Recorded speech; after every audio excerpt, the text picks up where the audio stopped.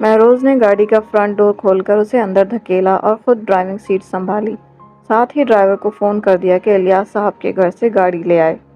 तुम क्यों आए हो? वो महरोज पर भड़की। अपनी बीवी की खबर रखने, उसका ध्यान रखने। ये सब किया धरा तुम्हारा है। मेरे किए धरे का सबब तुम हो। काश मैं मर जाऊं, वो दुख से बोली। आई डोंट केयर, मैं दूसरी शादी कर लूंगा। इसने इसे छेड़ा और वो दोनों हाथों से चेहरा छुपा के रोने लगी। हो गए थे। रबी की तरफ से खामोशी थी, कोई शोर हंगामा नहीं था। पूरा दिन घर में गुजार देती। महरोज इसकी ये रूखी फूकी रूटीन नोट कर चुका था।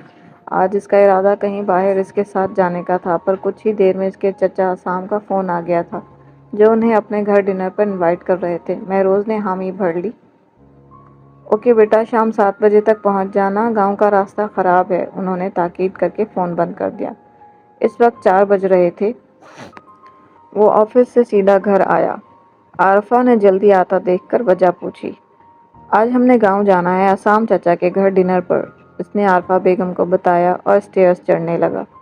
जब वो कमरे में आया तो वो रॉकिंग चेयर पर झूलती हुई नजर आई। अस्सलाम वालेकुम। तुम ठीक हो? वो सोफे पर बैठते हुए बोला। मुझे क्या होना है, बड़ी सख्त जान हूँ। मैं तुमसे कुछ कहने आया था। वो जानता था कि इसे साथ ले जाना किसी चोटी को सर करने के बराबर होगा। मैं भी तुम्हारा इंतजार कर रही थी। महरोज चौंका। मुझे कहीं बाहर ले चलो, मेरा दिल घबरा रहा है, वो शिकस्तगी से बोली। क्यों, तबीयत तो ठीक है तुम्हारी? या फिर डॉक्टर के पास ले चलूं? वो उठकर करीब आया। डॉक्टर के पास नहीं, बल्कि किसी ऐसी जगह ले चलो जहां मुझे मेरे अपनों की याद ना आए। बहुत याद आ रही है, थक गई हूँ। तो फिर उठो और तैयार हो जाओ। महरोज ने इसका हाथ पकड़कर इसे खड़ा किया और वो ना जाने किस कैफियत में थी, चुपचाप तैयार होने चली गई। मगर इसकी तैयारी बस कपड़े तब्दील किए, बालों में ब्रश करके आ गई। वो हैरान हुआ। तो और क्या? कोई मेकअप वगैरह, कोई ज्वेलरी? नहीं, मेरा मूड नहीं है। लेकिन रबी, महरोज इसरार करते करते रुक गया। ओके ठीक है, चलो। वो खुद भी तैयार हो चुका था। महरोज सीढ़ियां उतरकर नीचे जा चुका था, लेकिन रबी वहीं रुक गई। वो ड्रेसिंग टेबल के सामने खड़ी थी और थोड़ी देर बाद जब वो नीचे उतरी तो महरोज के चेहरे पर मुस्कुराहट फैल गई। वो ब्लैक कॉम्बिनेशन के लॉन्ग शर्ट और पजामा पहने, मैचिंग की ज्वेलरी और लिपस्टिक लगाए बहुत खूबसूरत लग रही थी। थैंक यू, वो गाड़ी में बैठते हुए कहने लगा। मैं देखना चाहती हूँ तुम्हारा कहा मानकर मैं कैसा फील करती हूँ। तो कैसा फील हुआ?